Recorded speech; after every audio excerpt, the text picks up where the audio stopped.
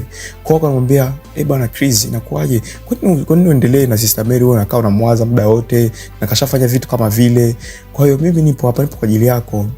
Hivi unafikiriaje? Tuwe pamoja na tukifanikiwa kufunga ndoa takuzalia watoto wazuri, mmoja atakuwa anapiga piano hapo kanisani. Chris akasema niache, yani ninachokifikiria siku hizi yani utakuwa kielewe. Basi unajua wanawake bwana ni shida. Kwa hiyo akawa anampapasa hapo nini mambo hayo. Unajua mwanamke yani mwanamke, ndugu yangu, akwambia kiumbe hatari sana, na si wanaume tulivyokuwa nani dhaifu.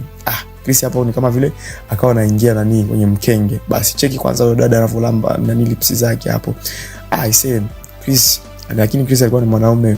Kwa hiyo kama amemtoa mkono hapo, sister akawa amejistukia na kumwambia hicho unataka kufanya kitawezekana, naomba uondoke tu mapema, uondoke.